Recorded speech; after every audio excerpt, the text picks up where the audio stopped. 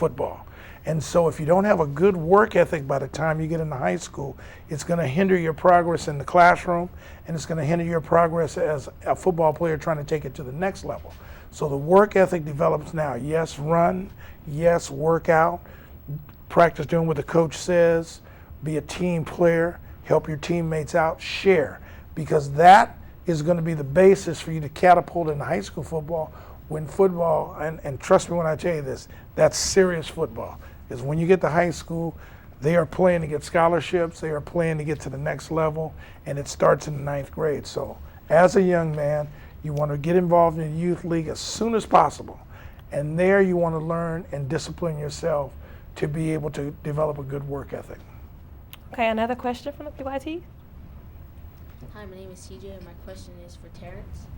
How will a mentor help you know what the right crowd is? I think you know the answer to that one already, but I'll go ahead and give a stab at it. You seem like a pretty bright young man.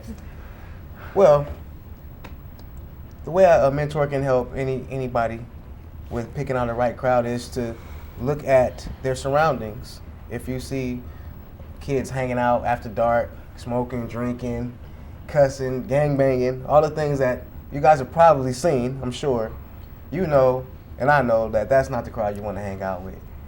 The crowd you want to hang out with are the guys sitting right next to you and the beautiful girl sitting next to you. You guys are going to school, getting good grades. You're doing other things outside of just hanging out, like being on a TV show about mentoring, which is great. You guys are taking an early stance in it in life, and you guys will be able to teach what you're learning to your children and to other children. Next question. You have something to say, Lawrence? Go ahead. I was going to say any crowd that's opposite of what you're trying to do, pretty much. If you didn't heard your mentor say something that you shouldn't do, but your crowd is doing it, that's a crowd not to hang around. So I just want to say that. Our audience question? Yeah, I got a question for Terrence. Terrence, what's the difference between your relationship with your mentor versus your relationship with your parents? Wow, that's a really good question right there. Okay, I would say the difference in that is that your parents have all say-so on everything that you do, including who your mentor will be. And your parents should first develop a relationship with your mentor before the mentor becomes your mentor as a child. A mentor is basically like a big brother or a big sister role. And we all know that we don't always listen to our big brother or big sister, but they're there to try to help us out anyway. And they never give up on us. They always forgive us. And they always try to show us the right way. But one thing a mentor will do is tell you the things you don't want to hear. Like, you shouldn't be doing that, or I wouldn't go at that if I were you. And that's really the job of a mentor, is to be honest, to be a friend, but most of all, be a guide. Also, like yeah. I want to say one more. Go ahead. You can go. Okay, just to chime in with that was an excellent question. One thing I would certainly say is that some people who are parents may not know how to be good parents. They may not have that skill. Having a child is a blessing, but being a parent and having great parenting skills, some people are not blessed with. And a lot of times a mentor has the ability to fill in that gap and to be able to help that parent transition, because the parent really can be on the outside and look at the mentor and the child working together, and it can somehow spark an interest in improving their skills as a parent. Maybe they can look at their shortcomings. A lot of times a parent can't really do that in front of a child and say, you know, I'm really not as good a parent as I'd like to be. So a lot of times a mentor has the ability to bridge that gap and allow that parent a little time to hone their skills, because parenting is a skilled profession. It is a skilled job, and not everyone has that ability to do that. Thank you, Papa Dirk. I was going to pretty much say the same thing. But he made it sound so good. So. You kind of touched on this question a little bit. Yes. What is the most significant issue you encounter with parents of those you mentor? Ooh. Well, first of all, the most significant thing is the fact that education ends at school and doesn't continue at home.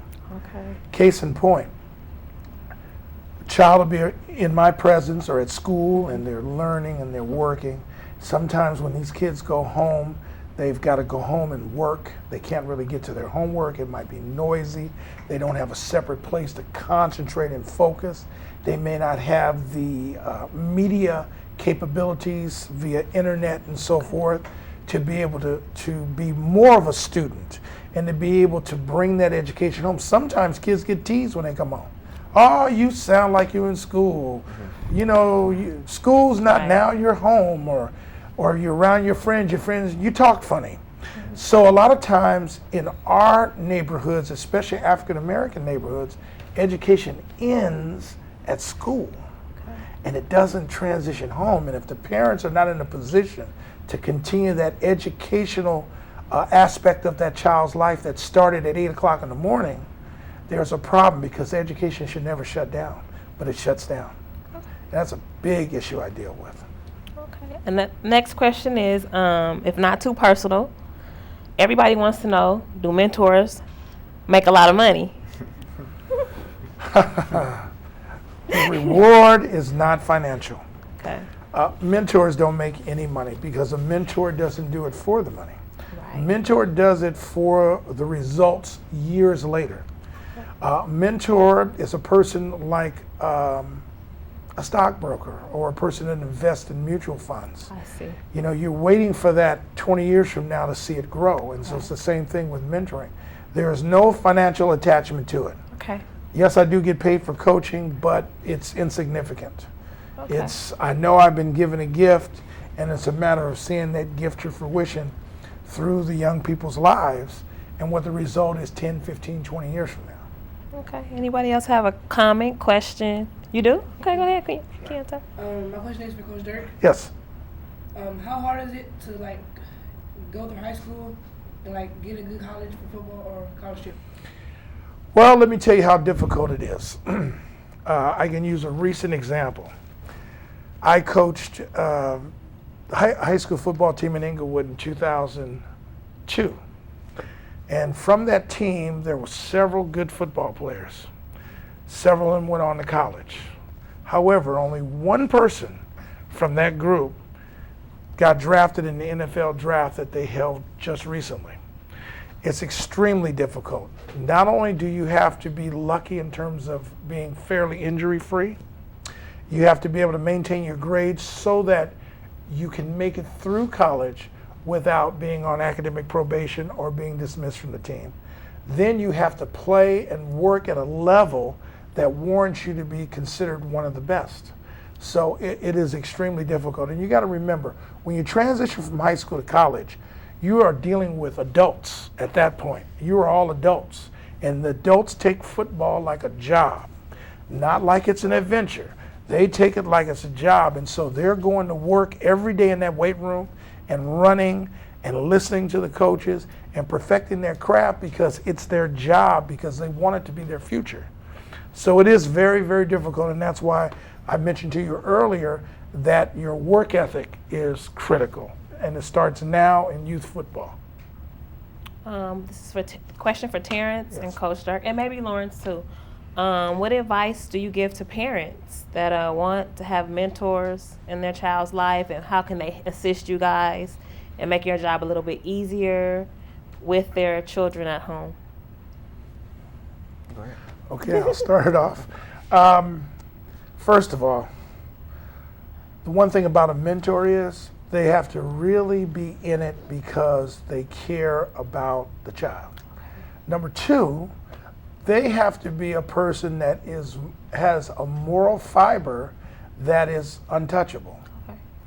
Parents are very concerned. There's a lot of different things that go on now within schools, within mentoring, and they're worried about their children.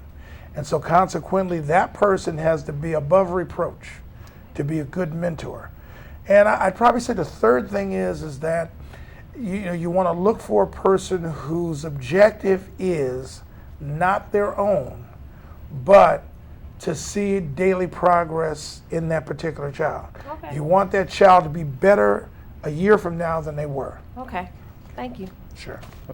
I would say from my perspective, the most important thing would be to be yourself. If you're going to be a mentor, be who you are. because that's the best way that the light can shine through you for someone else to notice. If you're trying to be something you're not, it's not going to be genuine, no matter how genuine it may look to you. Other people can feel that. So be yourself, be helpful, and like Coach Dirk said, you have to really care. You have to really care about the future and about the development of the child. Because if you don't care, then what are you in it for? And there's no money. Like you said, there's no money in mentoring. You're doing it from your heart. Okay, thank you. I wanted to say parents have to be very dedicated, and mentors, they have to be very patient, just like you said. And the youth, they have to just listen. And I mean, you can't fight help. You gotta want to do it for yourself. You gotta listen, and you gotta understand that people is not trying to get on you because they don't like you. You gotta understand that people only want to see you do good. Okay, thank you. That was Youth Talk We Listen on mentoring, and everybody go out and participate in helping someone find or receive that mentoring. Thank you. I want to say something. Get that knowledge, go, get that knowledge, go, get that knowledge. Get these changes, time today. Listen to you, we got something to say. Get these changes, time today.